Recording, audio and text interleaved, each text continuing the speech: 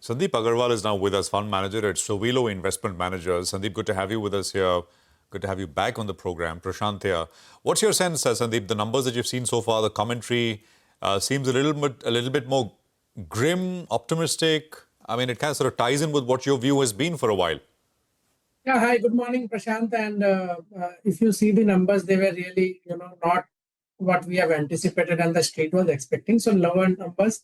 Unfortunately, the bigger problem is that, margin guidance have been brought down. Now, if margin guidance is brought down by TCS by 1%, the impact on EPS is 4-5%. But if it is brought down by HCL Tech, the impact is 7%, 6 to 7%. So that is the biggest challenge. And, it clearly reflects what we have been saying for quite some time now, that this is a mature industry for large caps to grow beyond 5-6% on a steady state basis with slight improvement in EPS due to buyback. I don't expect beyond that anything on that. And to that extent, all the stocks are very highly priced in the large cap, mid cap, and small cap. While growth in mid cap is 2-3% higher and small cap is 4-5% higher, but the PEG ratios are even much higher. So I think the sector is very mature, primarily because outsourcing has peaked out to a large extent in the major market, that is the US. Now the incremental outsourcing is very, very low. We are at 96% market share already. I think, this industry is now mature for growth. I don't see big growth coming in next 4-5 years at least. 4-5 years, grim, unless the models change. Sandip, hi. So, HCL Tech is speaking about some sort of a restructuring. Now, we don't have too many details, but I think they're basically saying that it's aimed at bringing margins eventually back to above 18%. They look at better utilization of their facilities outside India, etc. How do you view this exercise? I mean, and they're also talking about Gen AI costs, etc., upskilling. I mean, basically, my question is, how do you rate these large IT services companies' attempts at trying to remodel to capture more of this Gen AI opportunity? So I will tell you that, last 30 years, I've seen many disruption, but nothing like Gen AI and agentic AI. This is complete disruption of the business model because efforts are going down so much. I will tell you our own personal experience. Our efforts within the organization with use of Gen AI has gone down by 70-75%. Now, if that is the pace at which we, a small firm, are able to reduce the efforts, you can imagine what kind of effort reduction would have happened. Now, what is happening right now, because of that, the bench strength or default bench strength or the utilization is showing up in numbers which is lower. What companies will do, in my view, next 2-3 quarters, they will start recruiting lesser and lesser number of people. They will try to first use the bench. So some improvement in margin will show up, but growth will not come because efforts are substantially going down because of use of this newer technology, which has not happened in the past disruption. So this disruption is really killing the efforts which are going into the system.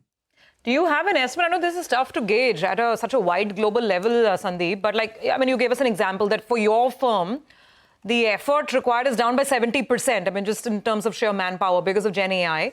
So what is the cutback that we are perhaps going to see over the course of this year and maybe even next year in just the requirement for bread and butter type of IT services?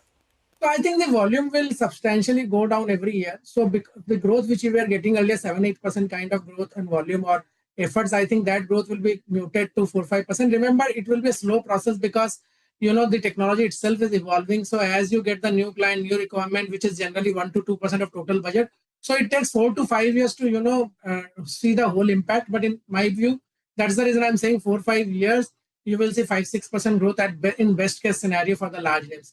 Beyond that, I will be very positively surprised unless, these companies are able to reinvent and, bring in some platform revenues and some massive change and restructuring in the whole business model.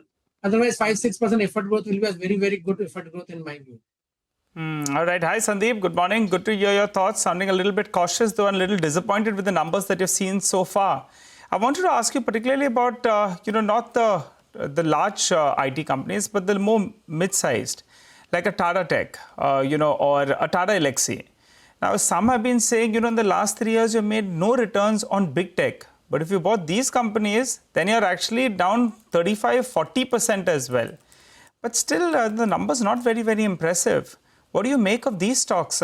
Is it providing you an opportunity? Because once growth picks up, then these guys will outperform on the growth side. But in the near term, there is a lot of uncertainty.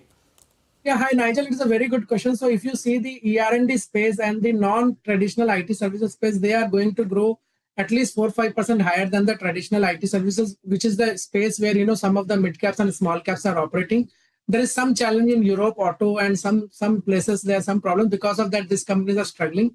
But the question is that, even if, let's say, these companies are able to grow at 11-12% for next 4-5 years, on revenue terms, the margins cannot go up substantially because they are doing good margins and the wage cost hike is real. So in that case, if you are giving them 40-45 multiple, I think that is too much stress. So in my view, the problem is that where there is growth, the multiples are very demanding. And where there is low growth, there also multiples are demanding. The only rationale which I see today, even when we manage our PMS internally, is that, we will replace some of the FMCG stocks with technology stocks because the growth numbers are similar, but the multiples are 30-40% cheaper than FMCG. So I see only that rationale to buy technology today in my fund. Other than that, there is no fundamental rationale to buy these stocks, even after time correction, price correction, which has happened. Guys, you should listen to this Says it as he feels it. Sorry. The Anthropic CEO, who was earlier with OpenAI, his interview on CNN, this is, I think, about 10-15 days back, just absolutely, because, everything is coming from there. We are kind of sort of reacting to it from the US, essentially, from 3 or 4 large companies, right? Yeah. So, I don't know if you wanted to scare everyone, but that's... I think Sandeep's also done a good job of that. He's sounding very dire, but I guess it's that level of disruption that we see. That's what he believes. But I know Sandip has strong views on this as well. But, we'll get him back and we continue to chat with him about this. Thanks very much, Sandip. Great to have you with us here. Appreciate your time here on CNBC TV18.